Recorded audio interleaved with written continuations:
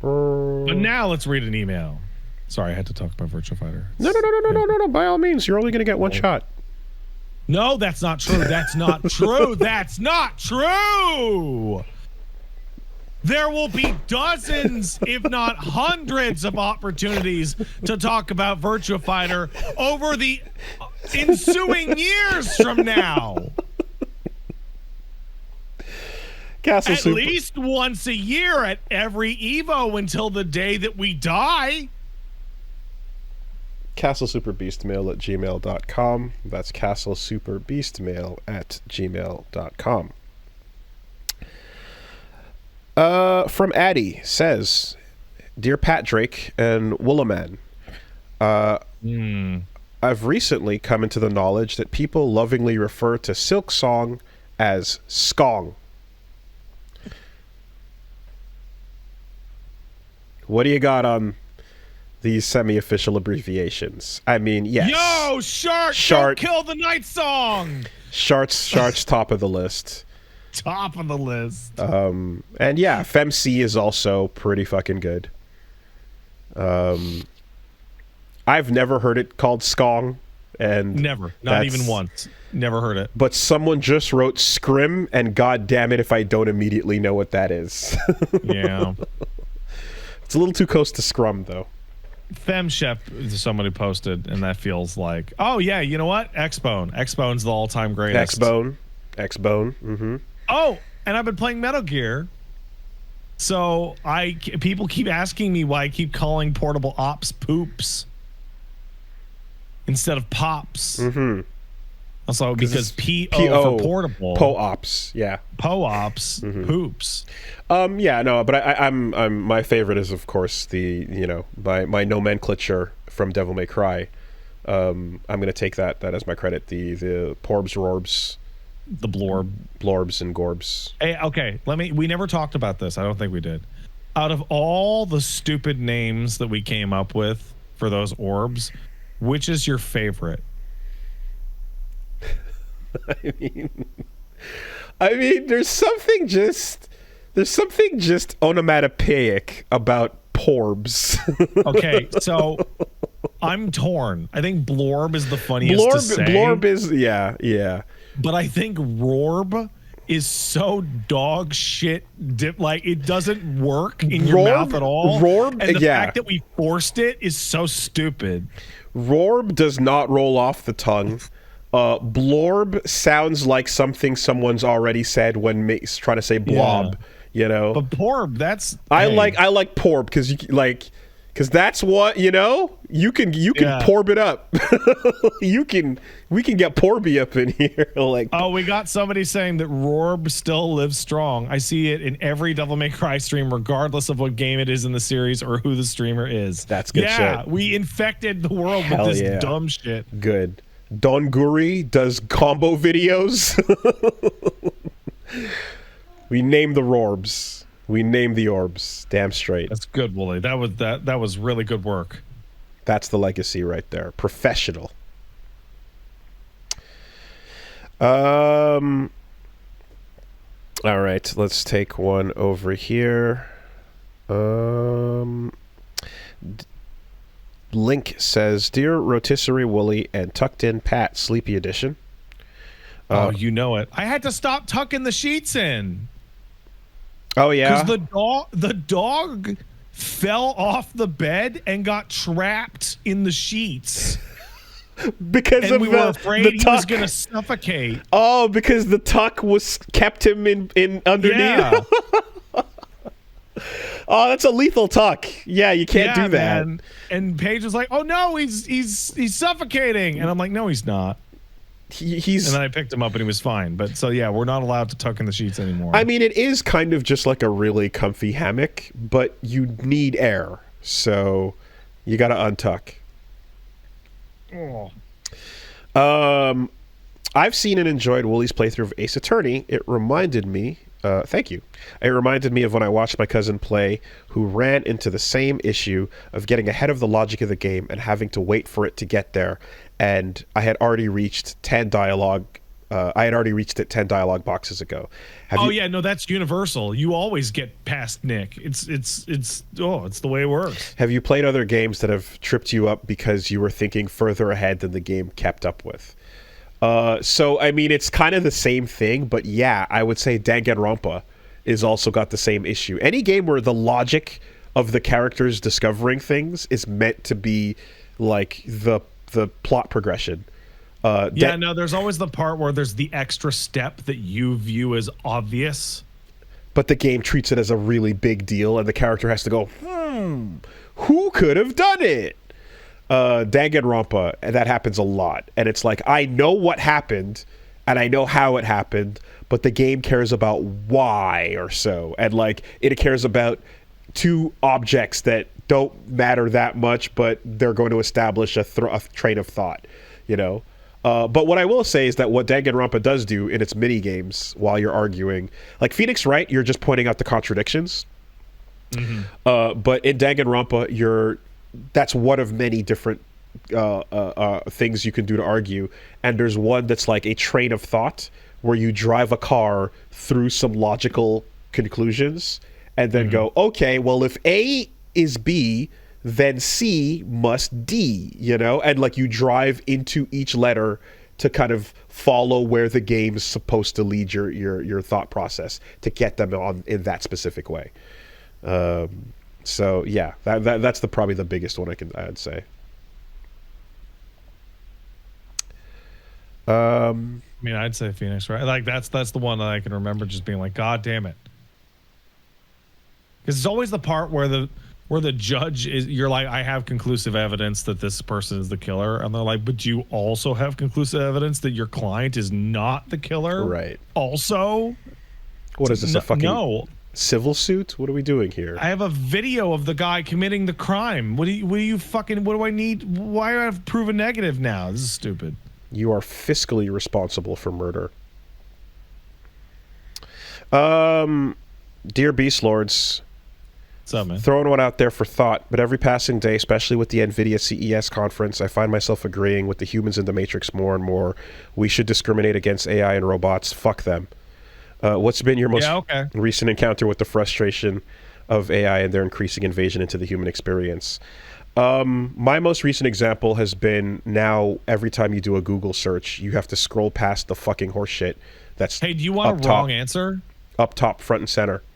Do you want a wrong answer right away that you can't trust? But it's top, front, and center every time, and that's for your parents. That's for you know, and the convenience and such means that it's just like, yeah, that's the world now. That's the default. It's here. It's unavoidable. It's here. But it's what the default answer is. And like my mom can't tell the difference between the search result and a sponsored result and a question answered down tab and the fucking AI generated one. Like, it's all like, I asked into the box and I read the text that gave me the info. I don't know. She's still double clicking on links and single clicking on the desktop. You know what I mean? Like, fuck, man. This reminds me, I watched a video in which somebody was talking. They were a teacher in high school, and they ran into a student that was wrote in a paper they wrote that Greek is the combination of 4 pre-existing languages. And the teacher's like, that is nonsense. That's not true. If anything, it's like derived from Aramaic. And yeah, but biblically, he goes to the kid and he's like, where did you even look this up? And he goes, here. And he pulls up ChatGPT and goes, is Greek is a combination of 4 different languages? And it goes, yes, it is. And it's just a bunch of bullshit. And the teacher describes that he found it impossible to break through the inertia of the kid going, but I looked it up. But it's right there. But I look. That's what looking it up means. I'm supposed to look it up. You guys tell me to look things up, so I looked it up. And you're telling me that I'm supposed to believe you over like the whole internet? And guess what? That kid is not wrong, because they were trained to be like, I looked into it and this is what it said. and now you're like, oh, but now we have to teach you how to parse the source that you're taking it from, and like, and I mean, at one point in time, even going and sourcing Wikipedia was questionable because it's like, well, it's Wikipedia. Anyone can edit that. We don't know for certain. You know, turns out it's actually really reliable. Turns out, right now, years later. But like those first couple years, it was like, yeah, fucking Wikipedia, get out of here. That's crazy. Yeah. You know? The world is, yeah, that's it now, man. You're going to have to scroll past those words. And, you know, kind of like how, and it's the, what was it? Like we talked about the investor buzzwords, you know, and like, so AI is the current investor buzzword, but it's working. And people are making tons of money by using that word. And are they? Yes, right? When Game Shark is like, nah, we're Shark AI or whatever. Like it literally... Like everything gets to just drop the words powered by AI into their pitch, and that's enough for people who are invested to get happy. Does it get so? Here's I have a genuine like question, and I don't know if either of us have the economic background, which is, does that make money, or does it get investment? Because those are different. It raises confidence on part of shareholders. Okay, so it drives investment. That's it. Yes. Okay. Yes. It does not make money. No. It raises confidence. Yes. That is such a big distinction. Yes. Absolutely. Because like we've got AI centers like screwing up the American power grid and shit like that because they're super expensive. But the only reason they get to keep running is because of, well, we have to keep investing in it because if it's the next big thing, you know, like crypto and NFTs and all the shit, then we need to be the top of the next big thing. Yeah. Look, I've you know, I feel like I've said a couple times, like, I'm that person who says reject all cookies, and then when you make a really annoying series of drop-down menus where it's like, well, if you want to reject all these cookies, you're gonna have to click these all off manually. I'll be like, I got time. And I will go down each one and be like, fuck off. Now let me read the website. I don't expect other people to necessarily be willing to do that. And I know that the convenience of, like, at one point it was opt-in, and now it's become opt-out. Right? Yeah. It's not opting in towards the AI answer. You have to opt out of it. You have to opt out of your YouTube channel being added to that search result. You have to opt out of your fucking Facebook or whatever the shit is by going to find the obscure little click in the back button of your settings somewhere. You know? I do feel comfortable that like everyone's like AI is going to ruin everything forever. No, it's going to ruin a ton of shit for a while. And then the bubble will burst and tons of people will lose their jobs. But once it becomes obvious that AI can't make any money, they'll move on to the next digital scam. That's where I disagree. I think it's going to do all of those things, but I think it's not going to burst and stop being used. I think it's just going to be a part of life from here on out. I don't know, because it costs an exponential amount of money every second to even keep it on. If it doesn't make any money, you're losing money every second. Investor money only goes so far. It only goes so far. That is true. And then, but when we learn about things about how like certain, when it comes to like large social media sites, it's more worth it to hold it while losing money because you're denying a competitor the opportunity to step into that space. So like loss leading in a completely different sense becomes a practical business strategy. Then you're like, well, what are we considering a profit at this point, you know? All right. Overworked parents of the world. Not only do you have to not give your child the iPad and do all the normal parent stuff, you now have to teach your child how to suss out fraudulent data from searches, something that most of you can't even do because it's hard. It's really, really hard.